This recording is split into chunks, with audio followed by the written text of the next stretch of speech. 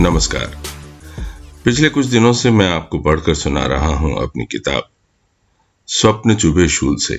इसके साथ ही मैं एक कहानी संग्रह कागा सबतन की कहानियां भी सुना रहा हूं, जिसके लेखक हैं डॉक्टर मंगत बादल, जिन्हें उनकी पुस्तक मीरा के लिए केंद्रीय साहित्य अकादमी अवार्ड से सम्मानित किया जा चुका है।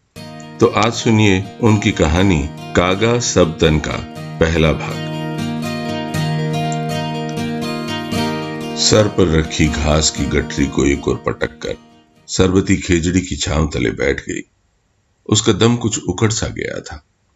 लंबी लंबी सांस छोड़ती वो अपनी दोनों हथेलियां पीछे की ओर टिकाकर अधलेटी सी हो गई। सर में चक्कर आने लगा और मितली सी आ रही थी। थोड़ी देर बाद उसकी साथी औरतें भी वहां पहुंच गई और अपनी अपनी घास की गठरियां उसकी गठरी के पास पटक कर छाया में सुस्ताने लगी। एक दो बुजुर्ग औरतों ने नस्वार की डिबिया निकालकर ठक ठक कर खोलते हुए चुटकियां भर भर कर नस्वार अपने नथनों में ठूंसनी शुरू कर दी। सरबती को छींक आ गई तो एक औरत ने मस्खरी की, तू अभी नई है, कमर नहीं टूटी, एक दो बार टूट गई तो छींक भी कुछ नहीं आएगी। अरे कमर तो तब टूटे ना जब इसके घर वाला घर पर रहे, दूसरी चहकी। एक खिलखिलाहट वातावरण में तैर गई। अपमान से सरबती का बदन जलने लगा। उसने गुस्से से औरतों की ओर देखा और फिर निगाहें नीची करके कहीं खो गई। आसोज का महीना था। वातावरण की तलखी अभी गायब नहीं हुई थी। उसके घर पहुंचते पहुंचते दोपहरी सर पर चढ़ आई थी। उसकी सास घर पर नहीं थी। गठरी को आंगन में पटक कर वो पास ही पड़ी एक चारपाई पर पसर गई। उसे घर आया जान बाखल में बंधी गाय बार बार रंभा रही थी। उसके जी में आया कि वो उठकर गाय को पुचकारे और थोड़ी हरी घास उसके आगे डाल दे, लेकिन शरीर इस तरह से टूट रहा था कि चाहकर भी वो नहीं उठ सकी। पिछले कुछ दिनों से उसके कभी पेट में कभी शरीर में दर्द उठता रहता था, लेकिन उसने कोई परवाह नहीं की। शायद थकावट की वजह से होता होगा, ये सोचकर टालती रही। कुछ देर यूं ही पड़ी रहने के बाद वो चारपाई की बाही पकड़कर उठ बैठी और घड़े से पानी लेकर हाथ पैर धोए, बालों को ठीक किया, कुल्ला करके ठंडा पानी पिया तो कुछ राहत महसूस हुई। गठरी खोलकर उसने थोड़ी घास निकाली और गाय की नांद में डाल दी। गाय घास चरने लगी, लेकिन बीच बीच में अपना सर उठाकर सरबती की ओर देख लेती।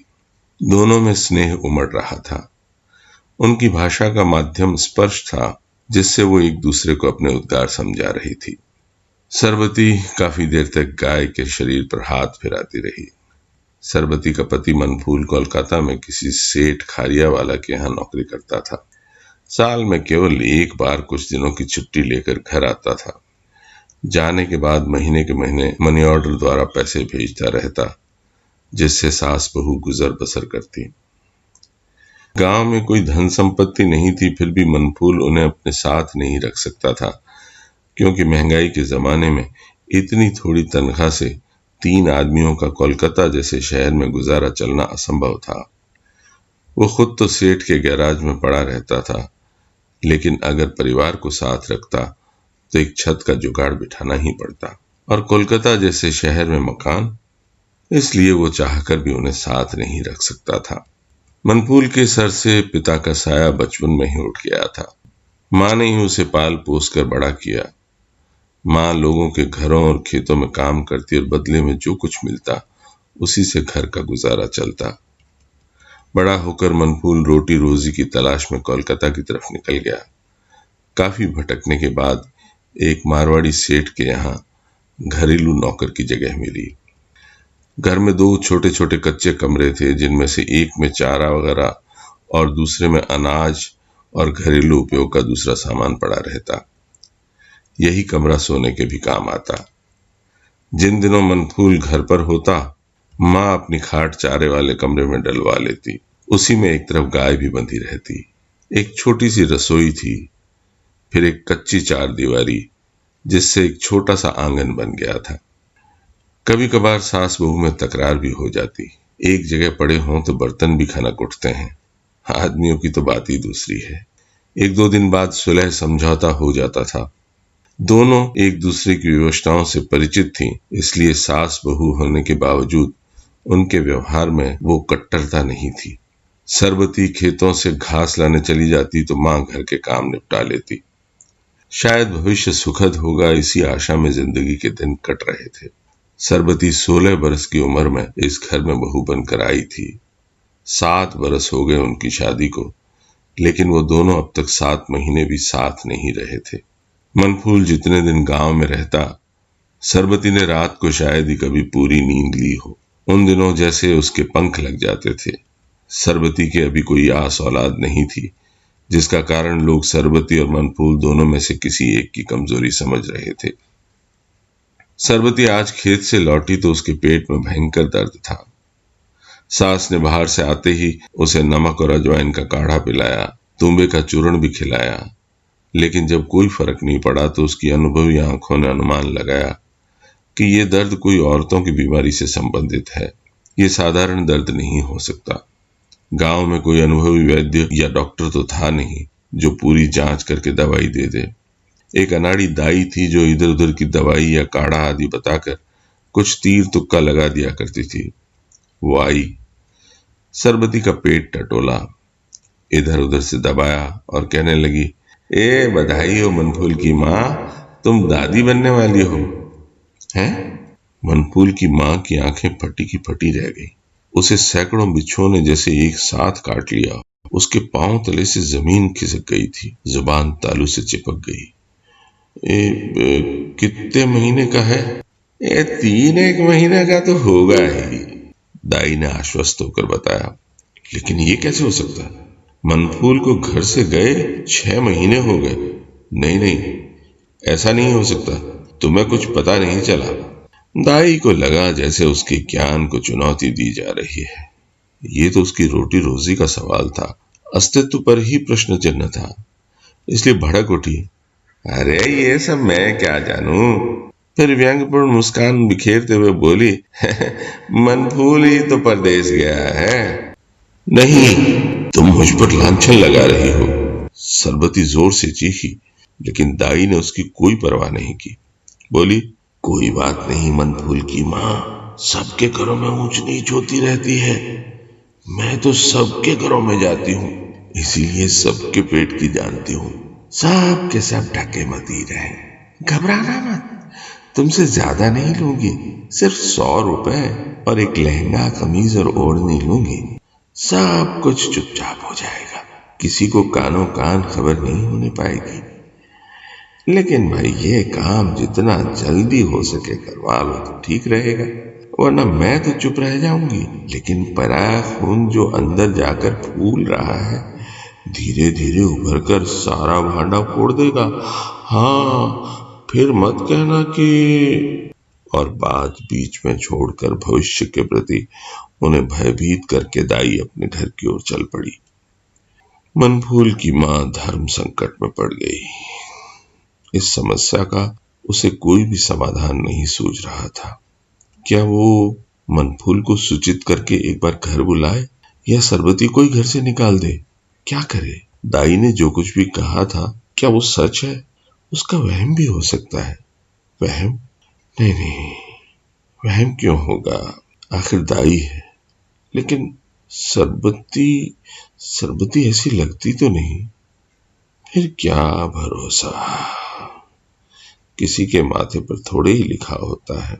औलाद के लिए औरत क्या नहीं कर सकती, या फिर वासना का ज्वार किसे कब गर्त में डाल दे क्या पता चलता है। वो कुछ भी सोच नहीं पा रही थी। बात कानों कान बह निकली। ताई भी किस लालच में छुपाती, 2 पैसे मिल जाते तो शायद 2-4 दिन चुप भी रह जाती, लेकिन देर सवेर पता तो चलना ही था। फिर अखबार के संवाददाता की तरह बिल्कुल नई, ताजा और सबसे पहले सूचना देकर क्यों न वाहवाही लूटे। गांव में मनचलों के चिंतन को एक दिशा मिल गई थी। कौन शख्स हो सकता है जिसने मनफूल की अनुपस्थिति का फायदा उठाया था? सब लोग एक दूसरे के गिरेबानों में झांकने की कोशिश कर रहे थे। हरलाल डाकिये पर भी लोगों की निगाहें टिकी थी, क्योंकि वो कई बार मनफूल के पत्र और मनी ऑर्डर आदि पहुंचाने उनके घर जाया करता था, उनके घर बैठ भी जाता था। फिर भी ये अंतिम निर्णय नहीं था, क्योंकि अब लोग उनके पड़ोसियों का चरित्र जानने में रुचि लेने लगे थे। जितने मुंह उतनी बातें। लोगों को ऐसी बातों में रस मिलता है, इसलिए कोई बात सच है या झूठ, इसे जानने का वक्त किसके पास रहता है। अब मनफूल के घर जो भी औरत आती, वो पहले सरबती को निगाहों ही निगाहों में टटोलती, बाद में उसकी सास या उससे कोई बात करती, घूम फिर कर बात उसी विषय पर आकर ठहर जाती और जमाने को बुरा भला कहकर चेतावनी देते हुए वो चली जाती। एक दिन मनफूल की माँ नीम के नीचे बैठी सूत काट रही थी कि छेलू की दादी इधर आ निकली और उसके पास बैठती हुई धीरे से फुसफुसा कर बोली, ए मनफूल की माँ, मैं जो कुछ सुन रही हूँ विश्वास तो नहीं आता, तुम ही बताओ ये बात कहाँ तक सही है। मनफूल की माँ कुछ नहीं बोली। उसने बात आगे बढ़ाई, अरे इसने तो तुम लोगों की गांव भर में नाक कटवा दी, किसी को मुंह दिखाने के लायक ही नहीं छोड़ा। तुम हो जो सहन कर रही हो।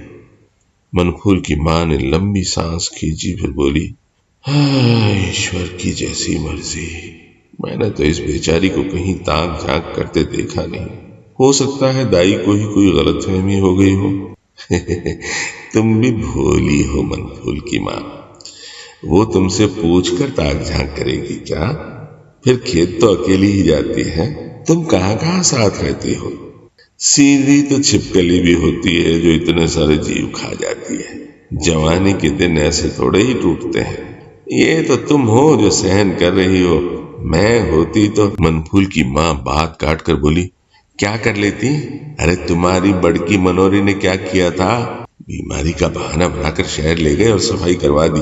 चुप रहे छेलू की दादी, घर घर मिट्टी के चूल्हे हैं, मेरा क्यों मुंह खुलवाती हो? कपड़ों के भीतर सभी नंगे हैं। ओहो, तुम्हारा तो छींकते हुए नाक कटता है, सच्ची बात कड़वी लगती है। अरे किस किस की जुबान पकड़ोगी? मैं तो तुम्हारे भले के लिए कह रही थी, वरना मुझे क्या पड़ी है पराई आग में जलने की। दाई से कोई क्या पेट छुपाएगा? गलतफहमी तुम्हें या मुझे हो सकती है, दाई को नहीं। उसका तो दिन रात का धंधा है, वो भला सही बात समझने से कैसे चूक सकती है? किसी के आंखें बंद कर लेने से सूरज नहीं छिप जाता, कहकर छेलू की दादी उठ खड़ी हुई। मनफूल की माँ को ये बातें सुनाकर उसे जैसे आत्मतुष्टि मिल गई हो।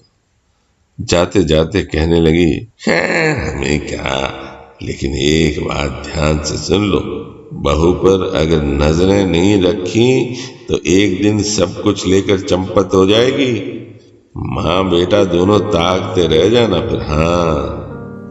राखुंडे के पास बर्तन मांजती हुई सरबती की आंखें सावन बादों बनी हुई थी। बर्तनों पर उसके हाथ धीरे धीरे चल रहे थे। संध्या का झुटपुटा चारों ओर फैला था। अंधेरा धीरे धीरे आकाश से उतरकर धरती को अपने आवरण में छुपा रहा था। सरबती के हृदय में तूफान मचल रहा था। अब यहाँ उसका कौन था? नितांत अकेलेपन से घिरी वो अपने मन की बात किससे कहे? वो पाप जो उसने नहीं किया था, लेकिन सजा भुगतनी पड़ रही थी। सब लोग उसे व्यभिचारिणी, उल्टा कलंकिनी कह रहे थे और वो सुन रही थी। अपनी बेबसी को वो किसके सामने प्रकट करे? उसे देखकर दूसरी औरतों की आंखों में व्यंग, उपेक्षा, तिरस्कार और घृणा के भाव उभर आते। वो सब चुपचाप सहन करती रहती। खेतों से चारा लाने या तालाब से पानी लाने के लिए अब वो अक्सर अकेली ही जाती थी, या फिर औरतों के झुंड के पीछे पीछे थोड़ी दूर अछूतों की तरह चलती रहती। आज तो उसकी सब्र का बांध टूट ही गया।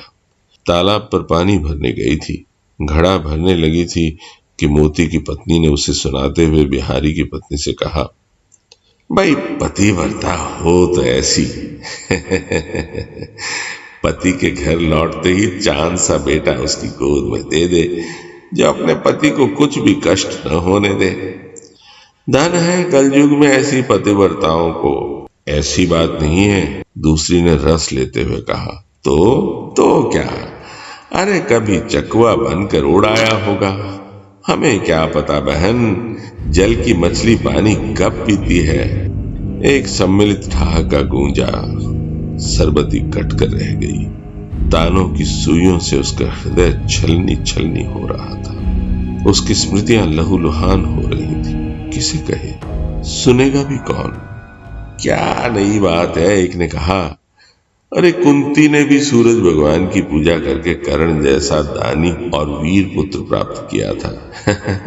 फिर शादीशुदा हो तो कहना ही क्या, किसी देवता की पूजा और मनौती भी फल तो देती ही है। भाई हम भी तो सुने, वो कौन सा देवता है, हमारे गांव का ही है या बाहर का? सरबती के कानों में मानो कोई गर्म गर्म सलाखें घुसेड़ रहा था। वो सोच रही थी, काश ये धरती फट जाए और वो उसमें समा जाए। वो क्या कही इन औरतों को। आहत होकर सर पर खड़ा रखे घर की ओर लौट रही थी। मन व्यंग बाणों से बिंधा न जाने क्या क्या सोच रहा था कि ठोकर लगी और गिर पड़ी। पानी से भरा घड़ा फूट गया। उसे खाली हाथ भीगे शरीर लौटते देख उसकी सांस की त्योरियां चढ़ गईं। वो तो पहले से ही भरी बैठी थी। न जाने कितने थप्पड़ और लातें जमाई होंगी, लेकिन वो कुछ नहीं बोली। चुपचाप पिटती रही, मानो उसके गले में आवाज और मुंह में जबान ही नहीं थी और शरीर पीड़ा की अनुभूति से विहीन था तो बस एक मन। इसके बाद दोनों ही घर के अलग अलग कोनों में बड़ी देर तक रोती रही। सरबती निरंतर एक अज्ञात भय से घिरती जा रही थी, जो उसके मस्तिष्क को विचार शून्य बना रहा था। वो कुछ भी नहीं सोच पा रही थी। उसकी सास ने उसे कई बार धमकाकर तो कई बार प्यार से पूछने की कोशिश की, सरबती बस चुप। पत्थर बोले तो वो बोले। आखिर सास ने उसे पीहर भेजने का निर्णय सुना दिया। ये था डॉक्टर मंगत बादल की कहानी कागा सप्तन का पहला भाग। अगर आप अच्छा साहित्य सुनना चाहते हैं तो मेरे इस YouTube channel on air with Mahendra Modi को सब्सक्राइब कीजिए और साथ ही बेल पर क्लिक कर दीजिए ताकि जब भी मैं कोई नया वीडियो डालूं आप उस तक आसानी